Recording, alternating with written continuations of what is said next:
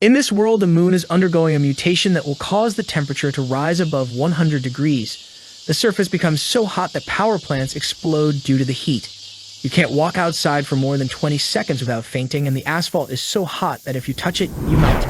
With the whole world unable to leave their homes, supplies have become the most valuable commodity. Our protagonist survived for 5 years with his girlfriend. However, as soon as his supplies began to run out, she sent a guy to kill him before everything was depleted. But now, 5 years back in time before it all started, he has the ability to stockpile food and resources. And in this life, he will accumulate 3 billion resources and vows to be the cruelest person to seek revenge on everyone. But at this moment, our protagonist is on the bus where people are discussing how Mount Fuji has experienced an earthquake that killed dozens of people, and now their city is also being evacuated. The girl in the tight pink dress says they had to leave so quickly that she couldn't even buy supplies. The guy beside her says all the supplies from the surrounding cities disappeared mysteriously, and the other guy with shaved hair says the same thing happened at Donman Lake in Chiangsaen City and also at the Dahunan warehouse. The girl is scared, saying all this must be worth billions. It's at this point that our protagonist from behind everyone says it's actually worth trillions. And the disappearance of so many supplies plus all these natural disasters shows that something is going on. It's good to be alert. The girl asks him if it's the end of the world, while the guy in the green shirt says he's excited. He can't wait for people to be treated equally. But our protagonist thinks that inequality will only increase. Even at the end of the world, there wasn't a day when life was equal. After all, he personally experienced it. In his past life, he was just an ordinary delivery guy, until suddenly the apocalypse began and heat waves hit the whole earth. The tectonic plates moved and creatures hidden in the core emerged to the surface. The whole world changed overnight, and in this new world, there was a new order. In a society of extreme scarcity, even simple supplies like instant noodles were worth millions, and a sausage was enough to buy any favor. In that world, everyone gave up on normality, and now, after everything that happened in his life, he was reborn a month before it all started. The girl in the pink dress clings to him and says she's kind of scared. Can he calm her down? But he leaves, saying there are more important things to do, leaving her puzzled. Outside the bus, he wonders, in an apocalypse, what's more important? Obviously, supplies and resources. In his past life, he spent all his time searching for them. But this time, he will prepare in advance. He works at this Walmart, and at the moment, the boss is saying he will have his salary reduced. He says it's okay and apologizes, remembering that in the first apocalypse, when everything started, the boss of this place took all the supplies and fled. So now, as compensation, he will take them for himself.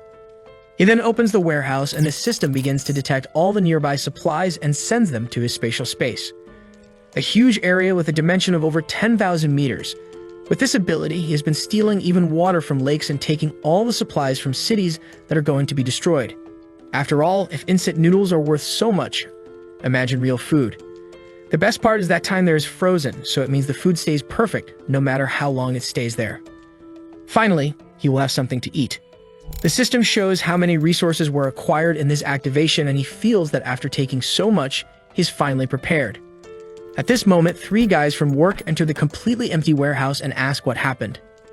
Our protagonist reveals that he took everything, and the boss says he has no idea how he did it, but orders the other 2 to get him.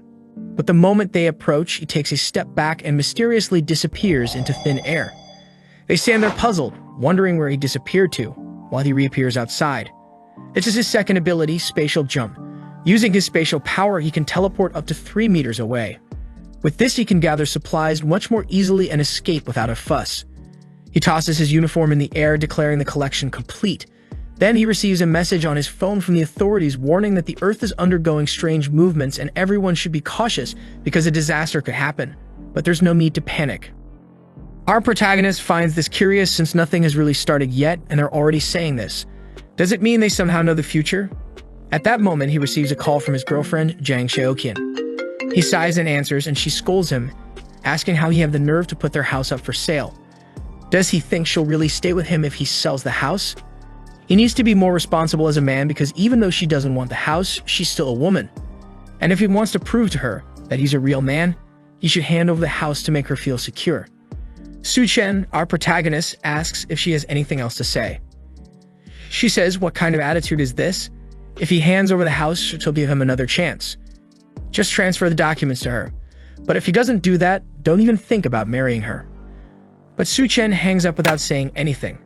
He remembers that in the last 5 years of the apocalypse, he went out every day to hunt for supplies to feed her, and even took her to one of the safe zones. If it weren't for him, she would have starved in the first few days. But still, and he remembers a day when he returned home and was attacked from behind. All because he wasn't bringing in as many supplies, and they wanted to know if he was hiding something. After Su Chen was killed, they had fun next to his body. And Jiang Xiaoqin warned the guy on top of her that Su Chen died because he was a useless incompetent. And it's good for this guy to prove he's not so incompetent. Su Chen was devastated to have trusted such a person for so long. But in this life, Xiaoqin and that guy named Wang will pay the price. And they won't die easily. The pain he felt, they will feel 100 times more. He calms down and remembers that the things he needs now are not found in the market and can only be bought with money. But first, he needs to get that money. So he calls a guy named Liu and says he's selling his house at half price, but he wants the money now. In front of the real estate agency, Wang and Xiaoqin are waiting for him. When he appears, Xiaoqin scolds him for keeping her waiting for so long. But he ignores her and walks past. Wang asks who let him sell a house and that if he does anything like this again, he won't see the sun tomorrow. But at that moment, Su Chen, who has learned to fight after surviving, grabs him by the neck and throws him to the ground, saying he can do whatever he wants with his things. While Xiaoqin is scared by this and tries to stop him. But she receives a slap and falls to the ground in disbelief. On the ground, Wang is begging him to let go, saying he's almost suffocating, but Su Chen tells him not to worry since he won't die so easily. He then releases Wang, who is shocked on the ground, while Su Chen enters the real estate agency. At that moment, Xiaoqin threatens him, saying to seize this opportunity she's giving him. If he kneels down and apologizes, she'll consider his case. But if he doesn't do that, forget about marrying her. Su Chen looks back and stares at the two who run away in fear. Inside the real estate agency, the attendant offers him some water, saying they will buy his house now. What does he think? The realtor's plan is simple. Su Chen's house is worth $1 million, but now he's selling it for $700,000. All he needs to do is buy and sell to someone else, and he'll make a good profit. Su Chen agrees to sell, but he has to receive the full payment now. The guy agrees, saying they'll transfer everything, and by tomorrow morning, it'll all be sorted out. Su Chen obviously agrees because houses will lose all value as temperatures rise. Despite several disasters occurring, the city is still peaceful for now. Volcanoes, earthquakes, and tsunamis are all still far away. Walking down the street, he sees a poster advertising quick loans. He decides to go there with his house certificate. Upon arrival, he's shocked to see it's the older brother of the guy who just beat him up, knowing this guy will die in the jaws of a monster in the first few days. The guy says he can lend him $500,000. He just needs to leave the house certificate. Su Chen hands over the certificate, saying he wants another $100,000 and promises to win it all back at the casino in a week. The seller likes hearing this and thinks this kid must be one of those gamblers who would sell even their relatives if necessary. This way, he won't be able to pay, will keep the house, and he'll still have a lot of debt. With that, the guy agrees, and another $600,000 is transferred. Xiaoqin is angry along with Wang, saying he'll pay the price for this. As they were going to visit Wang's brother and Su Chen just came from there, they spot him. Wang wants to know what he's doing here, already grabbing his neck in fear, but they decide to follow him. Su Chen remembers that several buildings will collapse because of the tsunamis. But this hotel in the Green City has withstood all disasters until the end. He knows the presidential suite is well equipped and even has a pool. Maybe it's a good place to use as a base for a while. Even at the end of times, this place continued to have food for a long time. He is then greeted by the attendant Liu Xinru, who asks what she can do for him. Su Chen says he wants 1,000 tables for a banquet, startling her. She offers some table options, thinking this kid must be the son of someone very rich. He says he'll want the table that costs 10,000 each and will make a deposit of 500,000. When everything is settled, he'll make the rest of the payment. She is somewhat incredulous, but says to follow her to make the payment, thinking that even though this payment of his may not be much, someone who easily spends 500,000 surely has more to spend, so it's best to facilitate the process. Entering the room, she asks if he's getting married. He says yes, and all this is for a wedding, and he also wants the presidential suite. Sometime later, he's leaving the hotel all happy. He got over 10 million in food, spending 500,000 with the advance deposit. And it doesn't matter about the rest, since when the apocalypse begins, the ice blocks he'll have will be worth billions. Watching him leave, she thinks whoever marries him is a lucky girl. At that moment, Xiaoqin appears and asks what that person was doing. The attendant asks who she is, and she says she's Su Chen's girlfriend. The attendant then says her boyfriend ordered a banquet for over 1,000 people and paid 500,000. To have a boyfriend like him, she's really lucky. However, the attendant is looking and thinking this girl is at most a 7. But she has a good body. Why do rich guys always like women like this? Xiaoqian and Yang are shocked. A $10 million banquet. The attendant says it's the case and that maybe she hasn't realized, but many rich people do this. They get into relationships and hide all the money they have until the day of the wedding. Xiaoqian starts to believe this, and Wang thinks it's impossible for that loser to have so much money. However, the attendant shows that she received the transfer of 500,000. On the street, Wang is asking Xiaoqian, who is he going to invite to a 1,000-person banquet? Now Xiaoqian is confident, saying, "You really don't understand, do you?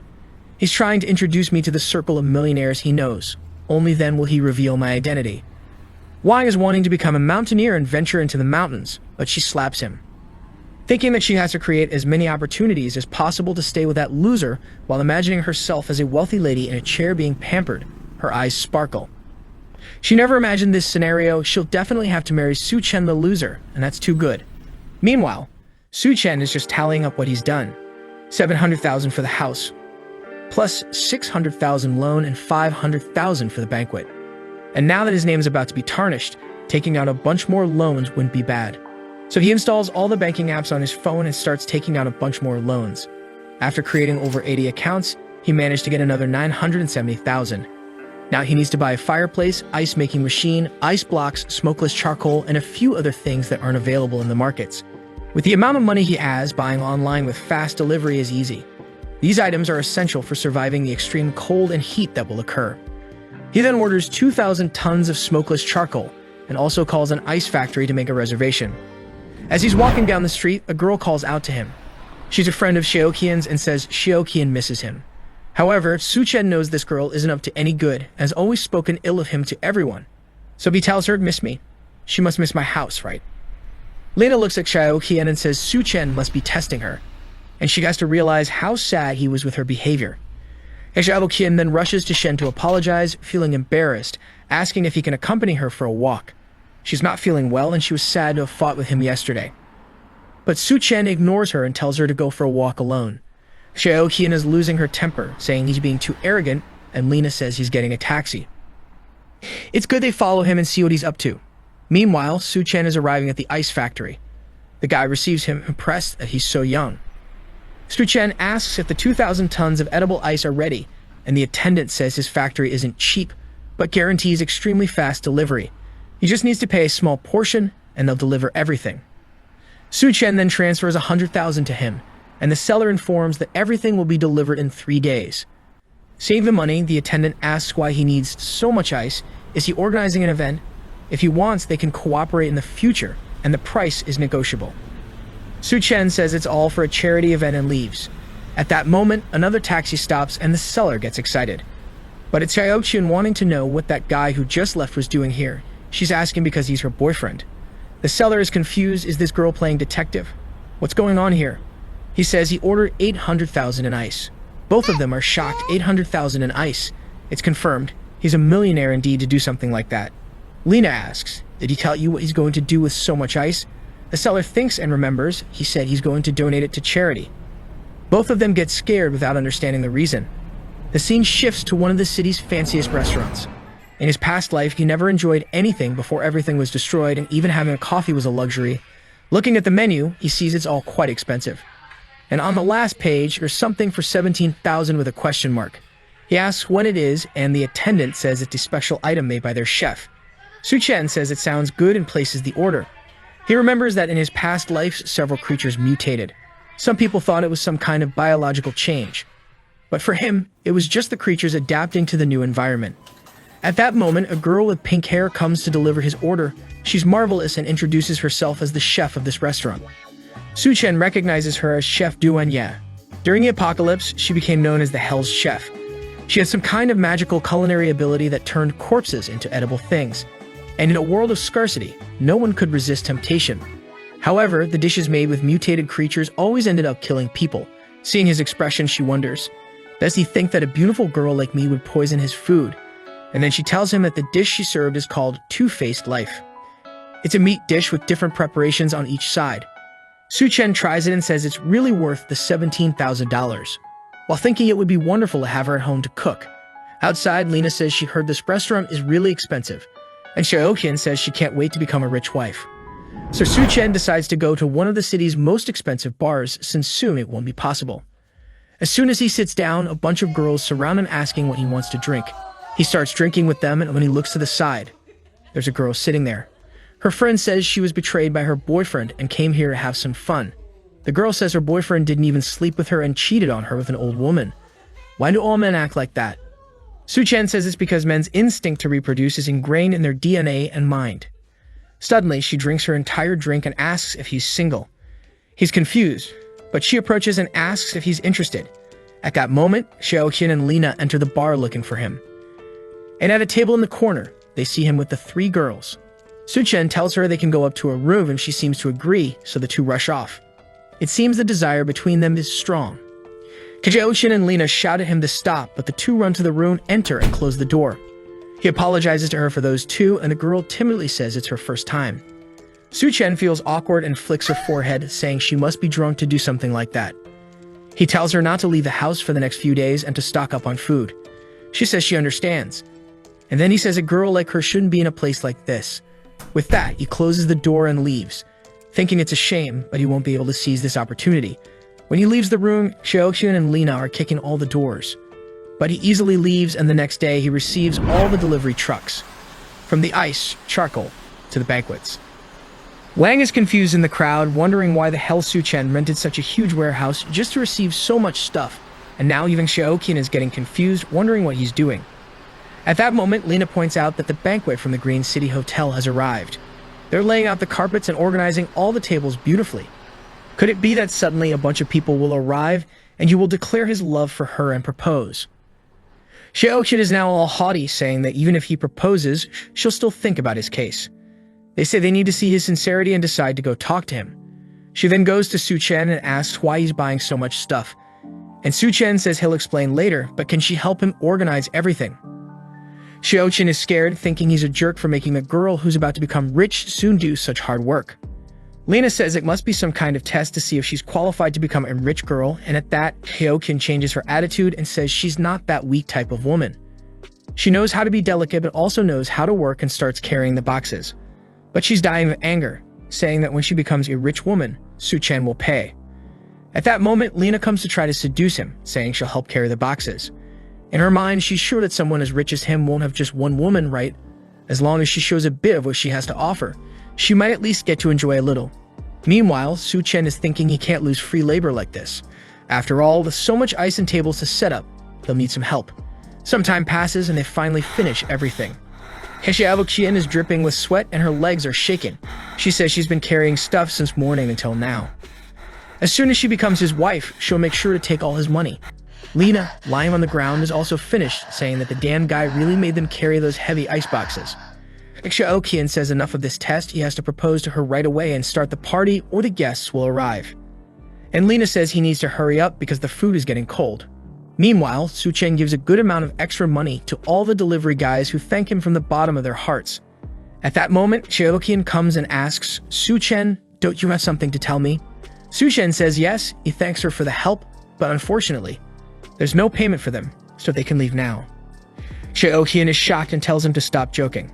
The guests are already arriving, not to mention there are 1,000 tables. Why doesn't he just reveal that he wants to marry her so they can have a good life?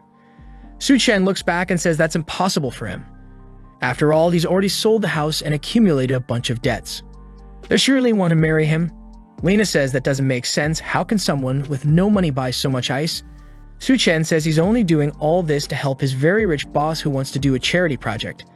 Xiaoqian loses her temper and anger and attacks him, saying he's been lying to her this whole time. He says he hasn't lied about anything, while she falls to the ground with a monstrous look, saying he's just a poor loser who can forget about marrying her. Su Chen says he's not interested at all, and she angrily leaves, saying he's a bastard and will regret it. When they both leave, he thinks they'll regret it once the apocalypse starts. He then closes the warehouse door to start storing everything in his space. With that, all preparations are finally ready. Back at the hotel with Wang Dehai, the guy he borrowed money from. Wang Hoyu pulls Xiaoqian aside and tells her not to pay attention to that loser Su Chen anymore. She should stick with him all the time anyway. She's gnashing her teeth, saying she's looking forward to his performance tonight. And Wang tells her not to worry, he'll ask his brother Dehai to deal with that guy for her. Yahello thinks that Wang isn't really that bad after all, plus he has his influential brother. He's definitely better than that loser. Just then, Su-chen says she really throws herself at anyone. She's startled and asks what he's doing there, while Wang points at him and tells his brother it was this guy who hit him. Dahai says he didn't expect it to be this guy here, and Wang asks if he knows that guy. Dahai explains that this kid borrowed 600,000 from him and has to pay it back by tomorrow. Wang says that's perfect, they can settle these two things. While Xiaoqian is now happily saying she really got rid of a loser, especially one who owes money to Dahai's brother. Su-chen says it really is impossible to have a good meal in that place, and Dahai reminds him that the payment date is tomorrow. Why is he here in his hotel acting like everything's fine? Wang shouts at his brother not even to talk to this guy since he hit him. Shinru then appears and asks what's going on and if they can resolve it. Dahai says if she forces that kid to kneel down and apologize, they can let it slide for today. She then asks Su-chen what's going on. He says it's just some pests bothering him. Dahai then bangs on the table, saying he was only calm because his payment is due tomorrow. But from afar, a guy with a goatee asks what's going on and who let him cause trouble here. Su-chen and Dahai recognize this guy as Gao Kang. Dahai starts apologizing, asking what he's doing here. Gao Kang says he has important matters to discuss here today, and it's not for him to cause trouble. Dahai knows this guy is an entrepreneur but is involved in various underworld activities, and he has a lot of people under his command, so it's really not good to go against him. And with that, he apologizes, saying he'll come back later. Su-chen recognizes this guy as Skull Crusher. And in the apocalypse, this guy became one of the most powerful forces, and he even had the boss of Hell working for him. Su-chen remembers that this hotel was one of the first places where some people with powers appeared, and maybe he got so strong because of something that will happen here. Gao Qiang stares at him while Su-chen thinks whatever opportunity arises in this hotel, he'll seize it. Sometime later, Gao Qiang is taking Duan Ya to meet someone named Mr. Sun, and she asks what this guy wants to discuss with her. Mr. Sun says he was looking forward to meeting the wonderful Miss Duan and then serves her a drink. Duan Ye realizes there's something wrong with that glass, clearly containing some kind of drug. While Su-chen remembers in his past life he hid in the basement with Xiaoqian and barely survived. He never expected that in this life he would kick her and she would still follow him here. But this is the perfect opportunity for revenge. Looking at the pool where the two brothers are going to refresh themselves, saying that tonight is strangely hot, but it's worth it since the girls will come in bikinis. They then appear and look at the moon, saying it's strangely bright. It's shining as much as the daytime sun. At that moment, Wang declares his love for her, while Su-chen in the room says their love is really about to explode. With the glass to the moon, he welcomes the apocalypse. The moon then begins to tremble and emit a red aura. Everyone outside feels something strange and their skin begins to burn. They all start running back to the hotel, saying something's wrong. Why is the moonlight burning so much? Inside the hotel, people are confused. It's night, but it's very bright. At that moment, the three of them are running, and everyone is scared. Their skin is already red. They are desperate, looking for somewhere to cool down. They then see an aquarium, run to it, knock it over, and jump in to relieve the pain. The hotel staff ask what's going on and where is Dahai's brother. At that moment, Wang remembers his brother, who appears at the door with his skin all burnt. In the room, Mr. Sun is asking Duan why she's not drinking, and Gao Qiang says they prepared a banquet, so why don't they go there now? But Mr. Sun tells him that in this city, nobody can refuse to drink the wine he pours into the glass. Duan gets angry, thinking Gao Qiang set her up. He's so eager to raise his social status that he handed her over to this Mr. Sun. She knows this Sun Debiao very well. He's a guy who's invincible in the city of Shanggu and has harmed many women. And today she became his target. She's absolutely sure there's something wrong with this wine, so she can't drink it. But what will she do? Right at that moment, the moon starts burning the three of them, and they close the curtain wondering what's happening. Mr. Sun says they'd better go down to understand better, and Duan feels relieved to get out of the situation. In the lobby, Shinru is trying to calm everyone down, saying the rescue teams must be coming. Gao Qiang asks one of his henchmen what's going on. He explains that suddenly the moon shone red and the temperature outside rose by over 70 degrees. In the news, they're saying that a lot of people have already been injured and burned. Mr. Sun calls the minister and asks them to send someone to pick him up. However, sometime later, he tells Gao Qiang that unfortunately it seems they're having some problems and won't be able to make it. Meanwhile, Dahai is in agony with his entire skin burned. People are trying to apply some burn ointments, but it's not enough.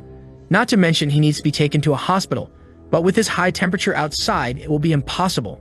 He says he'll call a friend to come pick him up. The friend answers the phone, saying it's in the middle of nowhere, but okay, he'll come. As soon as he leaves the garage, he sees it's too hot and gets confused. The heat is so intense that the tires burst, and gets out of the car, calls his friend to let him know he'll be delayed, and runs away. However, the sole of his shoe melts and he slips and falls to the ground. Looking sideways, he sees another person lying there, already a dry corpse. He gets scared and tries to get up without realizing that half of his face is already on the asphalt. Everyone in the hotel is startled when he screams on the phone. While all this is happening, our protagonist is in his room with controlled temperature. He's sleeping soundly in bed, and government announcements are already being made. Due to the intense heat emitted by the moon, temperatures have risen by over 75 degrees, with the ground reaching over 100. The event has already resulted in hundreds of casualties. Please stay indoors to avoid skin and respiratory burns. At that moment, one of the power plants explodes due to excess heat, cutting off some communications. Dahai says he lost contact with his friends. While everyone is in the last room left in the hotel, Shabuxian and Lena are complaining that they don't want to stay in a room full of men. But at that moment, the power goes out. And with that, the air conditioning also stops working and everyone starts taking off their shirts, dying of heat. Xiaoqian remembers that Su Chen's room has a pool. Meanwhile, our protagonist is swimming peacefully. He already knew the power would go out because of the explosion in the power plants. And that's also why he chose a room specifically with a pool, in addition to vertical air conditioners and giant batteries to ensure the temperature. But he's also missing some ice here. He changes, sits on the sofa, thinking it's very nice now. He's hungry, so he sets up a banquet on the table. As it's the first day of the apocalypse, he needs a small breakfast, while wondering when that Gokshan will have the chance to gain powers. Someone knocks on the door, saying they know he's in there. Our protagonist knows that with the power to teleport and the preparations he made, he doesn't need to worry. So to cause anger and envy, he decides to open the room. As soon as the door begins to open, a cold breeze comes out and everyone feels an indescribable relief, wondering, why does it seem so nice in there and why does he have air conditioning? Su Chen asks if they need anything. Wang points out to everyone that he has ice, a pool, food, and electricity. Lina and Xiaoqian start shouting at him, asking how he dares to let them burn outside all day while he's living in luxury. He better leave that room now. Dahai tells him the time to pay back everything he owed has come, so he better hand over that room. But the moment he steps into the room, he takes a shot in the stomach.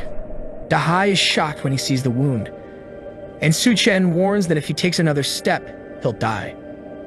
Everyone is trembling now. Does he really have a gun? Dahai is outraged, asking where he got that. But another shot is heard in the room, and everyone is scared when Dahai falls to the ground, now with a wound in his leg. Su Chen points outside, saying whoever wants to die can stay there, and he'll give them 3 seconds. Whoever is in his line of sight will go to the next life. Meanwhile, Gao Chang is talking to Xinru, asking how is it possible for such a large hotel not to have any food. She apologizes, saying they recently had a banquet for over 1,000 people, and the ingredients and food were scheduled to arrive today. At this moment, Mr. Sun, pouring water over his body, commands her to bring all the water and food she has right away. Families start to become outraged by the water waste he's causing, and a war breaks out in the lobby. Just then, Dahai arrives with his injuries, and everyone warns that Su Chen shot someone. Seeing the wound, Gao Chang wonders, is there someone with a gun in this place? Seems like there's a tough guy living upstairs. Xiaoqian then informs everyone that Su Chen's room has electricity, air conditioning, and even a pool. People surround her, asking if she's not lying, if she's sure. She affirms they can believe her. He even has an ice cube and plenty of food. So everyone decides to go to his room. Meanwhile, Gao Chang sends one of his henchmen to take a look as well. Once again, he opens the door, asking what they want, and everyone feels the refreshing, cool air touching their skin. It seems like paradise in there.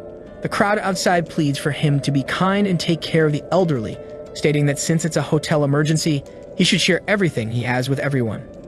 The chubby little boy spots some fried chicken and jumps to grab it. However, he's stopped with a kick to the belly and is sent flying. Su Chen warns the parents to take care of the kids or he'll have to do it for them.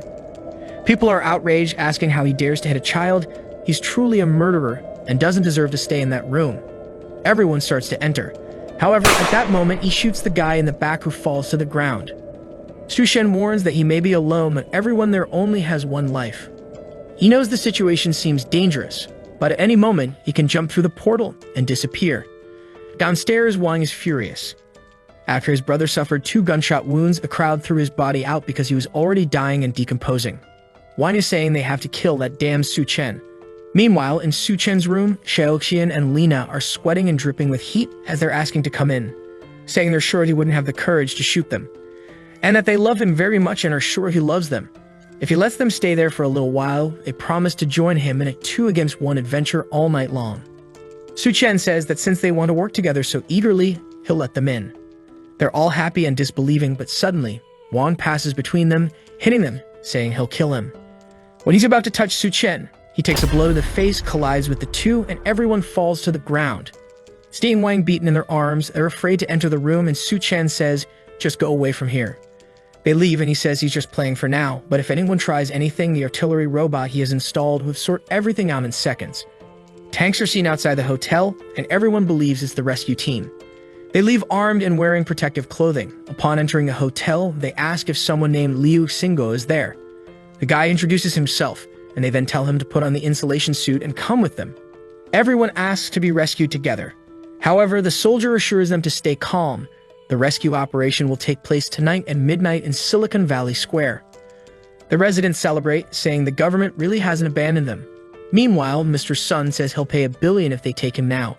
However, he's restrained by one of the soldiers who tells him not to interfere with the operation. Mr. Sun tells Gao Kang to do something, but clearly, with so much aimed at him, there's no way.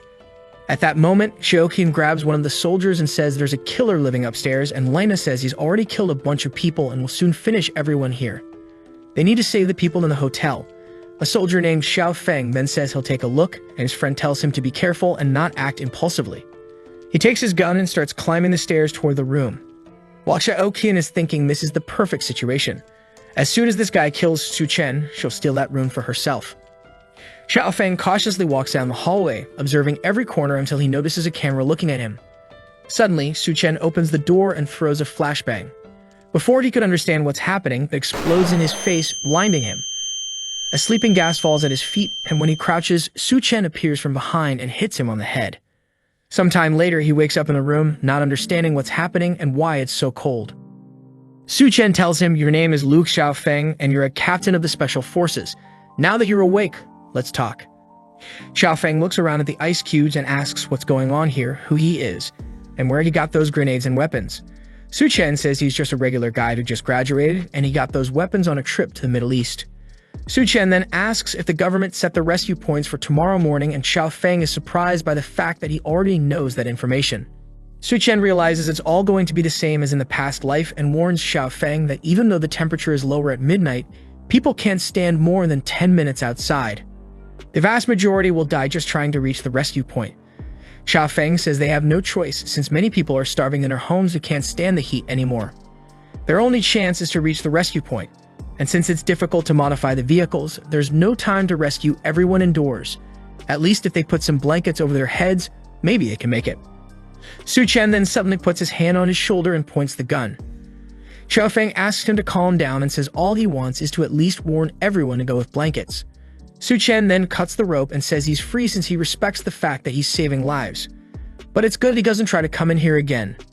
Xiao Feng asks if he's not afraid he'll come back with other people, but Su Chen shows him there's no need to be afraid. And Xiao Feng recognizes it right away. It's a camera with facial recognition and a built-in automatic machine gun. He wants to know where Su Chen got it, but Su Chen says he already said the Middle East. Now he better leave the room because he doesn't have time to deal with this anymore. Xiao Feng accepts and leaves back to the tank. Mr. Sun gets angry, thinking that not even the damn soldier could deal with the guy. He hits Gao Qian, saying he really can't do anything. Gao Qian's henchmen ask if they really won't do anything and will tolerate this guy. Gao Qian explains that after everyone is rescued, they'll still need the connections. It's dangerous to act now. At that moment, Su Chen appears and says, "In times of chaos, you're still dreaming of restoring order." The henchman gets angry, but Gao Qian tells him to calm down and asks why Su Chen came down. Su Chen then shows a bucket of ice, saying he came here to negotiate. The henchman tells Gao Qian it's good to kill that kid now and take everything he has in the room. But Su Chen points the gun, and the guy gives up the idea. Gao Qian then says they should talk business, and he hands over the edible ice to both of them. When they eat it, they're impressed with how delicious it is. Gao Qian now also wants to kill Su Chen to take everything he has. But first, they'll meet his demands. At that moment, Mr. Sun kicks him in the stomach, saying he's a damn liar for hiding those ice cubes and starts stepping on him, saying if he hides anything else, he'll die. Gao is losing it, and Mr. Sun sees Duan sitting, saying she's a very modest girl. Everyone is about to die of heat, and she hasn't even had the courage to take off her clothes. But he grabs her arm, saying he's tired of seeing her attitude, and he's in the mood to do certain things, so she better follow him. Duan slaps him in the face, calling him a bastard. But suddenly, Sun rips her shirt, saying for her disobedience, he'll take advantage first, and then everyone will do what they want. She falls to the ground scared, and he says she's sweating a lot and he's just doing her a favor. Until Gao Qian appears behind him, saying enough of this. Sun turns to say something, but Gao Qian punches him in the neck with a closed hand, breaking it instantly. He falls to the ground dead, and Gao Qian says Su Chen is right. Indeed, this place is already chaos and people like him have to die with it, and then warns that this place is now under his control. Whoever doesn't want to obey will go to the rescue point or die here. Upstairs, Su Chen observes, saying that apparently his words were effective. Gao Qian was already the boss of this place in the past lives, so he just sped things up. And with that, the two of them have already been thrown out. Gao Qian then starts drinking the ice Su Chen gave him, while Xiaoqian and Lina beg for a little peace, saying they'll do whatever he wants. He throws it to them, saying it's okay. He'll give them some, but they better obey any demand. His henchman asks if they're not going to the rescue point, and Gao Qian says it's too far. It's not certain they'll survive. The henchman asks why he wants these women if they're running out of resources. Gao Qian says it's all part of a plan to deal with Su Chen. At midnight, Lina and Xiaoqian try to leave, covering themselves with blankets, but the henchman comes and takes everything off them. Xiaoqian asks what he thinks he's doing, but the henchman warns that now that they've taken the ice, they'll have to stay with him for a while. Those who decided not to obey Gao Qian because he didn't provide supplies are trying to reach the rescue point. But even though it's midnight, the ground is much hotter than they imagined. They're trying to protect their feet with a piece of wood, but it makes it difficult to walk, and one of them stumbles. Upon contact with the ground, their hand and face melt, leaving the survivor behind to die. Meanwhile, Dehay's body, which was burning on the ground until now, wakes up with red eyes. From the balcony, Su Chen observes everything, remembering that in the past life, he almost died on this walk. Xiaoqian and Lina say they can do whatever he wants, but why don't they at least go to the room? The henchman says they're being too shy, there's no need to try to hide. But suddenly the glass shatters, and the two chubby guys who were burned come running after everyone. Wang thinks they're zombies and asks if they'll turn too if they're bitten. Gao Qian says they need to figure it out, then grabs him by the neck and throws him to the two creatures. Wang's back is burned just by making contact with the creatures, and Su Chen appears with a blade, telling everyone to get out of the way. The henchman can't believe he wants to deal with these monsters, and Gao Qian is eager, thinking that as soon as Su Chen kills the two, he'll kill him and take everything from him. Su Chen knows that bodies exposed to heat turn into zombies, but they don't share any virus. You could say they're more like drought demons. The difference is that these demons retain some memories from their past life. Su Chen stands still, and Mr. Sun passes by him and goes towards Gao Qian. That's because he was killed by him. But Wang Dehe was killed by Su Chen and attacks him. However, seeing this situation, he's sure that the chance for Gao Qian to awaken some powers by killing Mr. Sun. So he goes in his direction and cuts off his chance. A purple crystal comes out of his body. And that's a kind of core that can evolve a human body. He grabs the crystal, jumps back, and pushes Dahai towards everyone. With that, he goes up the stairs and tells them to have fun. Gao Qian grabs the guy on the ground again and throws him towards the creature. Back in his room, Su Chen says these crystals are extremely rare. He puts it in a glass and drinks it since that's the absorption method. The body extracts the energy from the crystal and strengthens itself. His eyes turn red and he starts screaming while all his clothes burn. He falls on the ground on top of an ice block, while in the lobby, the drought demon has finished all their water. Now without anything to drink or eat, Lina wants to escape. But the henchman stops her, saying she's not going to run away. At that moment, Lina says they should use Xiaoqian. She was Su Chen's wife, and if they throw her at the door, it's certain he'll open it, and then they can try to steal something from him. The henchman says it's a great idea, and Xiaoqian says she'll help, but she wants to eat meat first. The henchman says there's no meat since the refrigerators have been off for days. Gao Qian looks at her and asks if she wants meat, then he has a solution. They restrain Lina, and he warns her that if she wants to, she'll have to do it. Xiaoqian is shocked, asking if he means they're going to eat her meat. While Lina is trembling, Xiaoqian is going towards her. Lina pleads, saying, "What are you doing? You're not going to do that, are you?" But Xiaoqian goes to her face and says she just betrayed her by talking about her being Su Chen's wife. Since she did that, she deserves it, and then strikes 3 times. Gao Qian and the henchman are even scared to see how she did that without hesitation. Xiaoqian is going crazy, saying that when she's full, she'll go up and drink Su Chen's blood. The henchman looks at Gao Qian and asks if they're really going to do that. Gao Qian says to call the boss Toon quickly, or else they'll dry up. Meanwhile, in the room, Su Chen is jumping around with his new body. Not only is he more resistant to heat, but he's also more agile and strong. At that moment, he sees Doon at the door. Standing at the entrance, she's thinking it's getting crazy down there.